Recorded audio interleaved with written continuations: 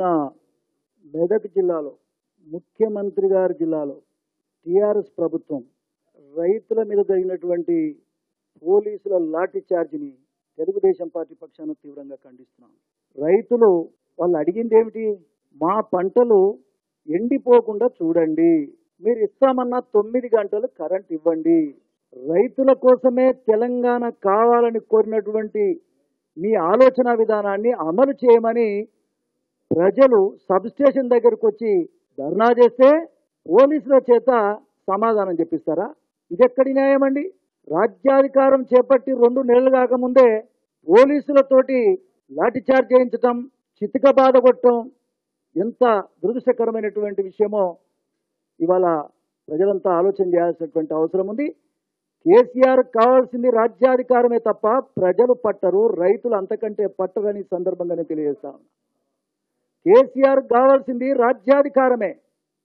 కేసీఆర్ అనేటువంటి వ్యక్తి కేవలం తన అవసరాల కోసమే ఈ తెలంగాణ కావాలని కోరుకున్నాడు తప్ప మరొకటి కాదు అని దీన్ని బట్టి తేలిపోతా ఉన్నది. ప్రజల అవసరాలు తీర్చే ముఖ్యమంత్రి గారు లాఠీ చార్జిగా జరిగితే పోలీసులు దెబ్బలు కొడితే ఎందుకని ఈ రోజు వరకు 24 గంటలు అయిపోయినా పోలీసుల మీద ఎందుకు యాక్షన్ తీసుకోలేదు?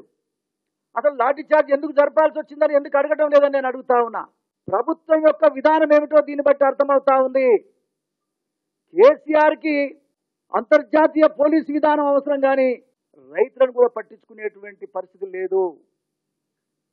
పోలీసు వాళ్ళకి వాహనాలు కొనిచ్చడానికి, సైకిల్ మోటార్లు కొనిచ్చడానికి డబ్బులున్నాయి తప్ప రైతులకు కరెంటు ఇతర రాష్ట్రాలని కొని తెచ్చేటువంటి ఆయనకు మరి ఓపిక లేదు.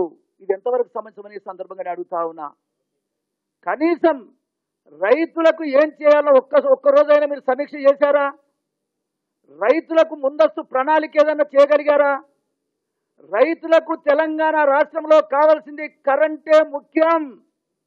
కరెంటు లేకపోతే తెలంగాణ వ్యవసాయం లేదు. మీరంటే మీ ఫామ్ హౌస్లో మరి ₹1 కోటి ఎకరానికి పండించే విధానం ఏమిటో కనీసం అదన్నా చెప్పండి. ఇప్పటికైనా మీరే ముఖ్యమంత్రి కదా. ఆ సూత్రం చెప్తే రైతులంతా కూడా ఆ బాటలో నడవడానికి అవకాశం ఉంది కదా. ఈ దెబ్బల బాధ తప్పుతుంది కదా ఈ సందర్భంగానే అడుగుతా ఉన్నా. ఎందుకు ఈ విధంగా పంట పండించే దాంట్లో కూడా నువ్వు ఒక రకమైన పంట పండించుకుంటున్నావు, రైతులు ఒక రకమైన పంట పండించుకోవాల్సిన పరిస్థితి ఎందుకు వచ్చింది?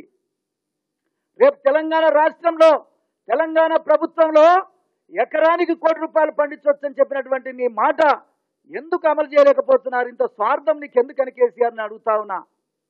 రైతులు కూడా ₹1 కోటి ఎకరాన్ని పండించుకుంటే తప్ప అని నేను అడుగుతా ఉన్నా. ఆ మూల సూత్రం ఏందో ఇప్పటిదాకా ఎందుకు చెప్పడం లేదని సందర్భంగా నేను అడుగుతా ఉన్నా. రైతులకు కరెంటు కావాలి, రైతులకు నీళ్లు కావాలి. మరి ఈ రకమైనటువంటి నీళ్ళు ఎప్పుడు తెచ్చిస్తావు, కరెంట్ ఎట్లు ఇస్తావో ఇప్పటిదాకా మీరు చెప్పలేనటువంటి దురదృష్టకరమైన పరిస్థితిని ఈ సందర్భంగా నేను తెలియజేస్తా ఉన్నా. ఇది చాలా బాధాకరం. మీరు ఖచ్చితంగా రైతులకు మీరు ఇస్తామన్న 9 గంటలు కరెంటు ఇవ్వాలని కూడా ఈ సందర్భంగా మేము డిమాండ్ చేస్తా ఉన్నాం. నేనే ఇంజనీరింగ్ కాలేజీలు పెట్టాను, మెడికల్ కాలేజీలు పెట్టాం. ఈరోజు హైదరాబాద్లో మెడికల్ కాలేజీలు వచ్చిన, ఇంజనీరింగ్ కాలేజీలు వచ్చిన, ఇన్స్టిట్యూషన్స్ ఆఫ్ ఎక్సలెన్స్ వచ్చిన, ఆ రోజు తీసుకొచ్చినట్టు ఇవన్నీ